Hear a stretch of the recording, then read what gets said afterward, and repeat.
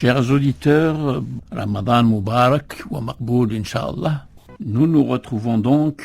Nous avons déjà dit beaucoup de choses qui, j'espère, vous ont ouvert déjà beaucoup d'horizons de connaissances et surtout, j'espère, vous ont inspiré l'idée de lire des ouvrages pour compléter et développer ce que je vous ai dit de façon très rapide. Dans cette causerie d'aujourd'hui, je vais compléter le cadre chronologique de l'histoire de la pensée islamique. Je reviens toujours sur la différence entre l'histoire de l'islam comme religion et l'histoire de la pensée, c'est-à-dire de l'activité intellectuelle, de l'activité scientifique qui a été développée dans les pays devenus musulmans, dans l'empire musulman, déjà sous les Omeyyades, ensuite sous les Abbassides, et cette activité intellectuelle a été intense, variée, diverse, et donc il faut avoir le cadre chronologique de toute la ligne historique du développement de la pensée ainsi définie dans les contextes islamiques.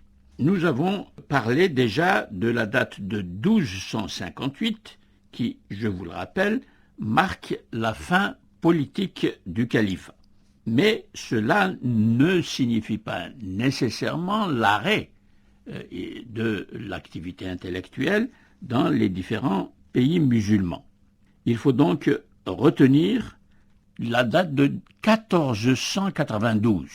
Il y a un double événement en 1492 qui va marquer l'histoire ultérieure de la pensée dans les pays musulmans en comparaison avec l'histoire de la pensée en Europe et surtout dans l'Europe méditerranéenne où islam et chrétienté se rencontrent, sont toujours face à face et donc il y a lieu de suivre la ligne de développement des deux pensées, la pensée européenne, sous l'égide et le contrôle théologique du christianisme catholique, mais aussi à partir du XVIe siècle, il va y avoir une autre forme de christianisme qui va émerger et qui va changer les conditions d'évolution de la pensée religieuse du côté chrétien, alors que du côté musulman, nous allons voir que les choses vont se passer de façon différente. Donc,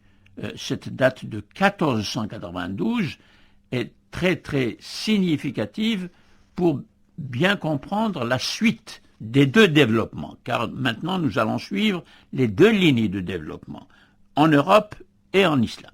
Donc le premier événement qui intéresse directement l'islam comme religion et les sociétés musulmanes, c'est l'expulsion définitive des musulmans d'Espagne, de l'Andalousie, par Isabelle la catholique, à la suite de l'inquisition catholique conduite contre la présence des musulmans en Espagne, après des guerres qui ont commencé déjà entre l'islam avec les Almoravides et les Almohades en Andalousie, et puis les guerres intestines des Tawaïf, ce qu'il s'est développé des Tawaïf, c'est-à-dire des clans, des formations conflictuelles en Andalousie musulmane. Et donc ça a abouti à la chute de Grenade, la dernière ville musulmane, et à l'expulsion de tous les musulmans qui restent pour nettoyer, si je puis dire, toute l'Andalousie de la présence musulmane, mais aussi en même temps de la présence des Juifs. Les Juifs et les musulmans ont été expulsés par l'autorité catholique en même temps. Et donc les Juifs ont une mémoire très forte, aussi forte que celle des musulmans dans cette position de l'Église catholique vis-à-vis des deux religions qui, elles aussi, sont des religions, nous l'avons dit suffisamment, monothéistes, des religions qui réfèrent toutes les deux à la Bible et des religions qui réfèrent à la série des prophètes qui y ont parlé et qui ont alimenté, si je puis dire, tous les grands récits fondateurs de la foi juive et de la foi chrétienne dans la Bible.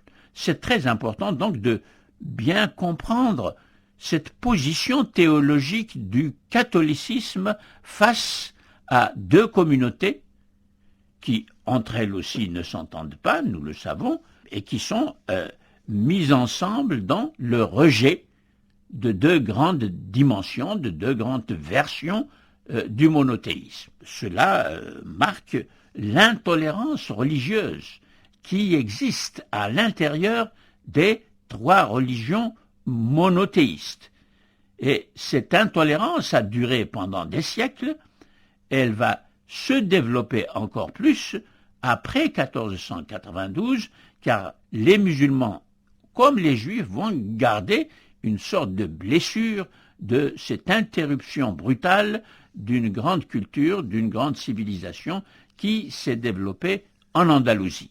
Évidemment, je ne dis pas du tout cela à titre polémique, mais à titre de rappel historique, pour comprendre comment fonctionne la théologie aussi bien à l'intérieur du christianisme qu'à l'intérieur de l'islam et à l'intérieur du judaïsme. Autrement dit, aucune des religions ne peut crier victoire, parce que toutes les trois ont une théologie d'exclusion de l'autre. C'est ce point-là qui est un point d'histoire, et non pas de polémique, que je voudrais faire comprendre pour créer la nécessité aujourd'hui d'enseigner l'histoire de ces trois théologies qui s'excluent mutuellement et faire comprendre pourquoi elles s'excluent, avec quels arguments elles s'excluent et avec quelle justification religieuse elles s'excluent. Je vous rappelle qu'en 1492, l'Empire ottoman est déjà installé à Istanbul, qui était Constantinople, je vous l'ai déjà dit, la capitale de l'Empire byzantin. Autrement dit, il y a une nouvelle puissance politique de l'islam. L'islam a un regain de puissance avec l'arrivée de l'Empire ottoman. Et je vous ai dit que cet Empire ottoman a sous son contrôle tout le sud de la Méditerranée, depuis l'Irak jusqu'à l'Algérie. Et il a aussi le contrôle d'un certain nombre de pays européens de l'Est. Donc, le fait que les musulmans soient chassés d'Espagne a été pénible évidemment pour les populations de ce temps-là.